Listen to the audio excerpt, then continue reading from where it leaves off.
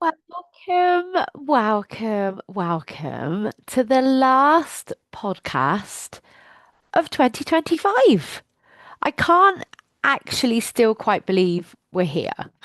It's Christmas next week, and I'm a little bit shocked at how quickly this year has gone in the best way. And I was thinking about what I wanted to talk to you about today, being as it's Christmas next week. And there are three things that I would love you to consider adopting over this Christmas. I think there are three things that would really make the holiday season and actually your whole life so much more incredible if you practice these things. And I say practice because it requires a very deliberate choice and very deliberate effort into making yourself this way. So, the three things I would love you to consider, and then I'm going to talk about each of them in a bit more detail. One, your presence is so much more valuable to the people that you love than the physical presence under the Christmas tree or under the tree. The second is your family and you deserve the best version of yourself. And the only way you're going to be able to do those two things is by doing number three, which is being kind to yourself. So let me talk about each of those in a bit more detail and what I actually mean by them and how to start implementing it as of right now. So, what do I mean by your presence? This is when you are with somebody that you love, your partner or your kids, and your brain isn't actually in that conversation. Your brain is spinning in the, "Oh, I should be doing this. I should be doing that. That's not done. This has to be perfect. Oh, I haven't phoned that person. Or there's this thing I need to do." Or the worrying over, are they going to enjoy it? Is everybody going to be happy? Have I got enough food for everybody? Presence, when you are fully present, that means that you have redirected your brain from whatever it wants to go off spinning into, you've redirected it back into what you're doing in that very moment. The best way I know to do this is what to plan ahead of time, to plan in when you're actually going to do things.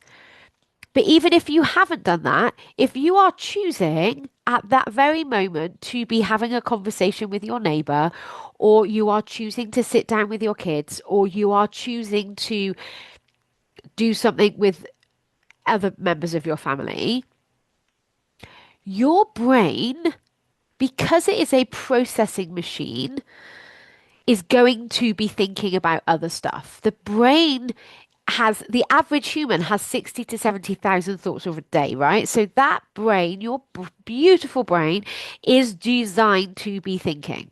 That's not unique to you. It's not unique to me. That is the human brain. It is a thinking machine. You get to decide, however, what you ask your brain to think about. Research has also proven that it takes about 10 minutes for the brain to focus down in on an activity, which is brilliant when you know that for work. But if something's happening right in front of you and you want to actually fully engage and you want to really listen to what that person's telling you, regardless of how boring you might be judging it, the skill is just acknowledging that your brain's gone off and just saying, with kindness, no, no, no, no, no. Brain, thank you for going off to that, but come back and focus on my children. And it'll go off again. You'll be like, thank you, brain. Come back and focus on this film. Thank you, brain. Come back and focus on the book, or come back and focus on the cleaning, or come back and focus on whatever it is that you're choosing to do in that moment. People feel that from you. When you are really focused on the thing in front of you, on the person in front of you, without judgment, people sense it. They can't necessarily articulate it, they might not get it, but they will be able to sense that you are fully with them. And you will have experienced this yourself. You will have a conversation with someone and they're not actually really with you because you can kind of see they're off in their head spinning around thinking. And so you can't, or they get distracted by their phone or whatever it is. But you get to manage and direct your brain onto what you're focusing on. It sounds really simple, and it is,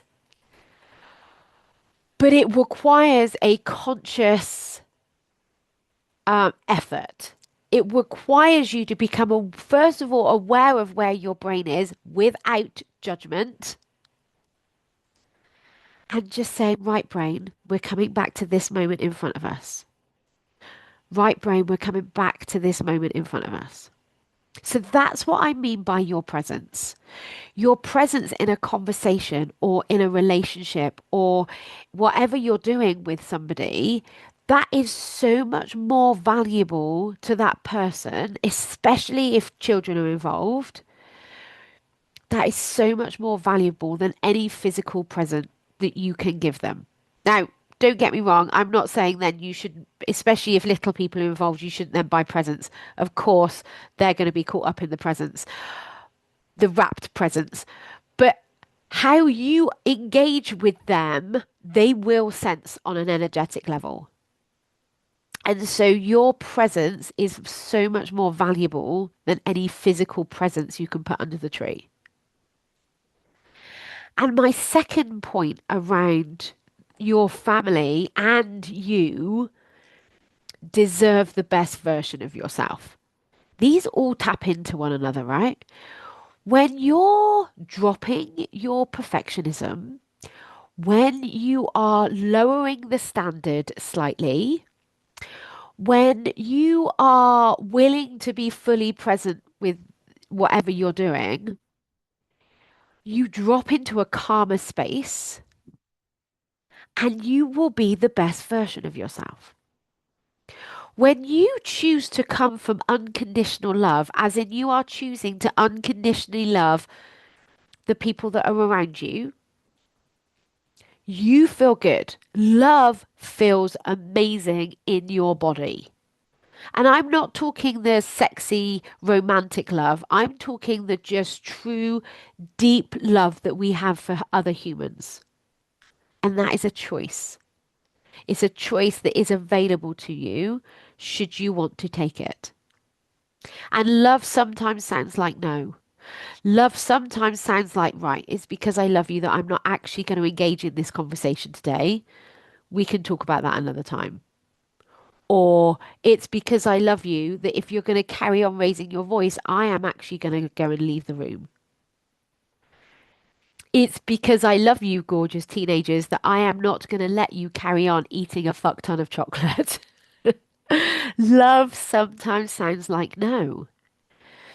And when you're redirecting your brain and you are choosing to unconditionally love the human in front of you, you will then be the best version of yourself. When you're setting boundaries, when you're learning to say no to the shit you don't want to do, it means then that when you are doing something, you know your reason why you're doing it and you like it. Or if you're saying yes and you don't really want to do it, but you've said yes, find a way to enjoy it or just to be neutral about it. Because when you do things out of resentment and obligation, that feels shit for everybody. And again, other people can't necessarily articulate it. They can't necessarily, they won't, be able to say, well, this doesn't quite feel right. But you know how it feels when someone does something they don't really want to be doing. It feels rubbish. Resentment and obligation feel shit. So if Giving yourself space to have a half an hour on your own. If actually going out for that walk enables you to be calmer, give yourself permission to do that. Because when you are the best version of you, that is a beautiful gift for everybody around you. And then the third thing, and I really believe you can only do the other two things if you're doing this, is being kind to yourself. What I don't mean by being kind is, oh, I'm going to be kind and eat all the chocolate. I'm going to be kind and eat all the food. I'm going to be kind and overdrink all the alcohol. That's not being kind. That's actually being quite mean to yourself because your future version of you has to deal with that consequence. What I'm talking about is when you're having that internal dialogue, doing it with kindness. And a lot of my clients go, I don't know how to do that, Nikki. And I'm like, that's bullshit because you are very kind to everybody around you. Your best mate, you would be very kind to her. And sometimes that might sound like, right, come on, this is enough now.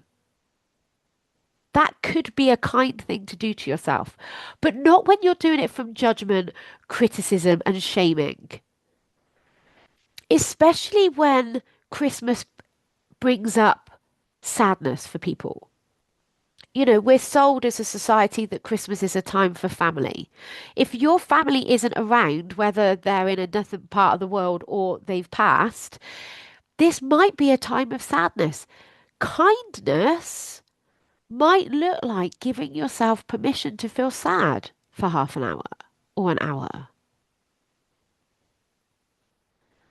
And when you practice and you choose to be kind to yourself, everything else is so much easier.